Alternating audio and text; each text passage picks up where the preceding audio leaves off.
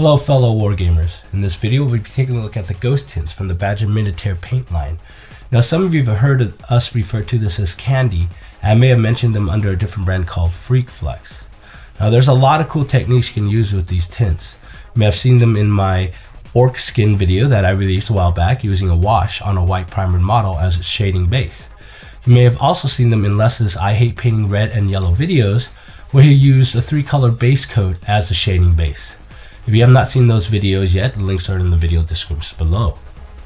They are also great to use to create color metallic sheens, as you can see here, that I've done on some of my War Machine Signar models. It can be dull or it can be shiny like a new car, depending on the final outlook you want on your figures. A viewer mentioned that they couldn't find a color palette for the Ghost Tints, so this is what we'll cover in this video. So let's take a look. Okay, so we're going to go through the Ghost Tints here, and we'll just go color by color. What I did was I took a piece of plastic cover from a Tupperware, half coated it with Krome, and then shaded it with black, gray, and white, so that you'll be able to show the base, the transparency over the base, so that you can see how it actually comes out and what color it comes out. So let's get started. Okay, so I'm going to talk you through this because I don't want you guys to sit here watching me spray colors. So we're using magenta here. And then the next color we're going to go ahead and use is green. This is what's great for using it on orc skin and stuff like that. That's what I use. Now, one thing to keep in mind here is that when you spray more layers on top of it, it gets darker. So, unless you don't want it that dark, then make sure you keep in mind of how many layers you're actually spraying onto the actual model or the surface. Now, the next color we use here is Midnight Blue. Now, this is a very dark blue here.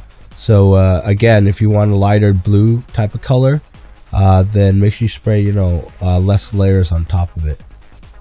Next color here is orange. Now orange is it's a little hard to tell in the video that's orange.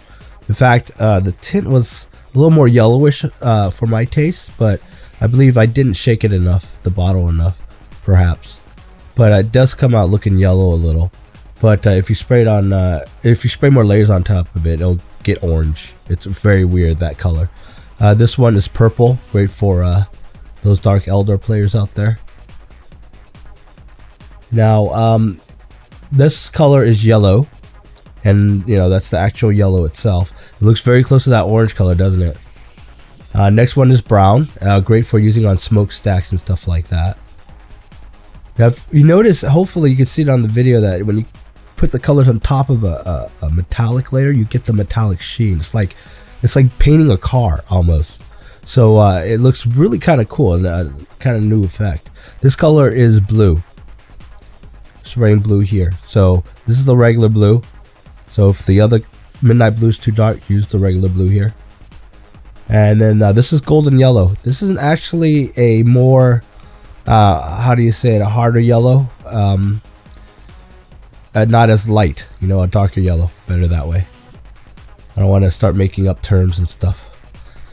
The next color we're using is Fresh Blood. It's actually red, we just call it Fresh Blood, but that comes out pretty nice, good for blood angels out there, and anywhere of color schemes that you want to paint that has red in it. Next one is Plasma Fluid. Okay, that's what the cute name of it is for. It's actually teal. Okay, and then the last color we're doing here is Oil Discharge, which again is the cute name of it. It's black. Using black is really cool to do shading. It's actually a really cool technique to do really quick shading, and hopefully we'll do some videos about that later on. And there you have it. That is the palette for the Ghost Tints there. So hopefully you can see the difference here, doing the shading on the bottom and the chrome on top, and you get that really nice cool metallic sheen on top there, and then you just have the regular shading on the bottom. There you have it, Badger Minitaire Ghost Tints. They are available separately or in the full Minitaire paint set. The examples I mentioned earlier is just the tip of the iceberg of ways to use the Ghost Tints. I've used them to shade my models. I used them to make blood. One of my favorite uses is to make scorched barrel ends on guns or smokestacks. But you could probably come up with some pretty cool techniques on your own. So that's it, guys. I hope this video helped you out, and if you have any comments or suggestions, just post them down in the link below. I'll see you guys in the next video.